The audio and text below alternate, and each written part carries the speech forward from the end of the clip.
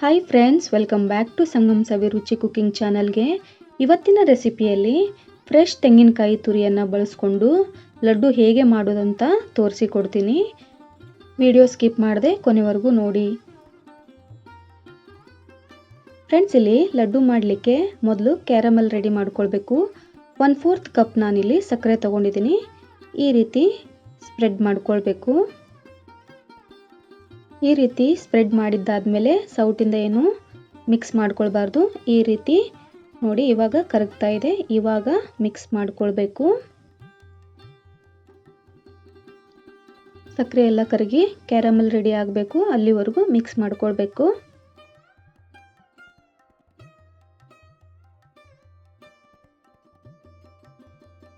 Caramel ready ಮಾಡುವಾಗ ನಾವು ಜಾಸ್ತಿ ಉರಿಯಲ್ಲಿ ಬೇಯಿಸಿ ಹೊತ್ತಿಸ್ಕೊಳ್ಬಾರ್ದು. ಅದರಿಂದ ಟೇಸ್ಟ್ ಫುಲ್ ಚೇಂಜ್ ಆಗುತ್ತೆ, ಚೆನ್ನಾಗಿ ಬರಲ್ಲ. ಸ್ವಲ್ಪ ಕಲರ್ ಚೇಂಜ್ ಆಗಬೇಕು.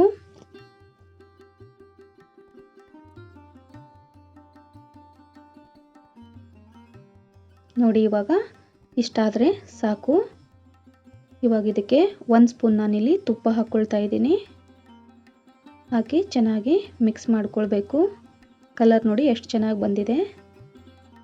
ಇವಾಗ 1 ಕಪ್ ನಾನಿಲ್ಲಿ ಫ್ರೆಶ್ ತೆಂಗಿನಕಾಯಿ ತುರಿ ಹಾಕ್ಕೊಳ್ತಾ ಇದ್ದೀನಿ.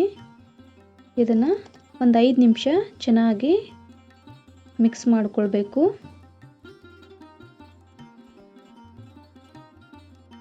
ಕಲರ್ ಚೇಂಜ್ ಆಗುವವರೆಗೂ ಕ್ಯಾರಮಲ್ ಜೊತೆಗೆ ಚೆನ್ನಾಗಿ ಮಿಕ್ಸ್ ಮಾಡ್ಕೊಳ್ಬೇಕು.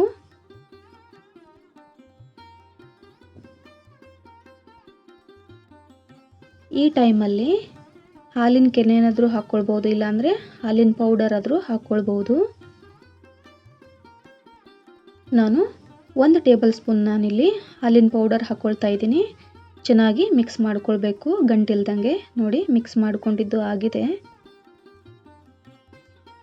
ಇವಾಗ ಗ್ಯಾಸ್ ಆಫ್ ಮಾಡಿ ಒಂದು ತಟ್ಟೆಗೆ ಹಾಕ್ಕೊಳ್ತೀನಿ.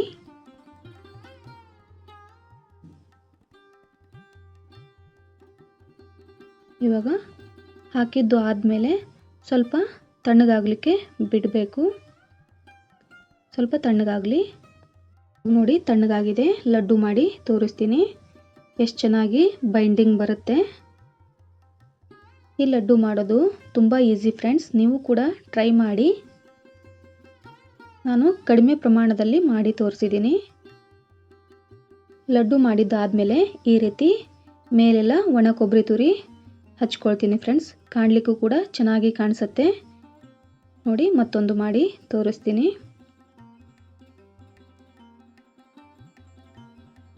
ಟೇಸ್ಟ್ ಕೂಡ ತುಂಬ ಚೆನ್ನಾಗಿ ಬರುತ್ತೆ ಫ್ರೆಂಡ್ಸ್. ಇದು ನೀವು ಕೂಡ ಟ್ರೈ ಮಾಡಿ. ಇದೇ ರೀತಿ ಎಲ್ಲ ಲಡ್ಡು ಮಾಡ್ಕೊಳ್ತೀನಿ ಫ್ರೆಂಡ್ಸ್.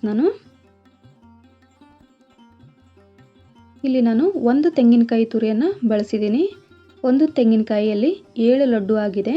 ಇವಾಗ ನೋಡಿ, ಮುರಿದು ತೋರಿಸ್ತೀನಿ ಎಷ್ಟು ಚೆನ್ನಾಗಿ ಬಂದಿದೆ ಫ್ರೆಂಡ್ಸ್. ಟೇಸ್ಟ್ ಕೂಡ ಅಷ್ಟೇ ಚೆನ್ನಾಗಿದೆ. ಫ್ರೆಂಡ್ಸ್, ಕೊಕೊನಟ್ ಲಡ್ಡು ರೆಸಿಪಿ ನಿಮಗೆ ಇಷ್ಟ ಆದರೆ ಒಂದು ಲೈಕ್ ಕೊಡೋದನ್ನು ಮರಿಬೇಡಿ. ಹಾಗೆ ನಿಮ್ಮ ಫ್ಯಾಮಿಲಿ ಫ್ರೆಂಡ್ಸ್ಗೆ ಶೇರ್ ಮಾಡಿ ಸಪೋರ್ಟ್ ಮಾಡಿ.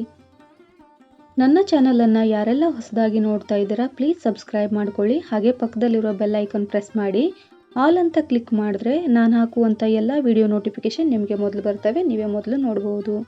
ಮತ್ತೆ ಸಿಗ್ತೀನಿ ಮುಂದಿನ ರೆಸಿಪಿಯಲ್ಲಿ. ಧನ್ಯವಾದಗಳು.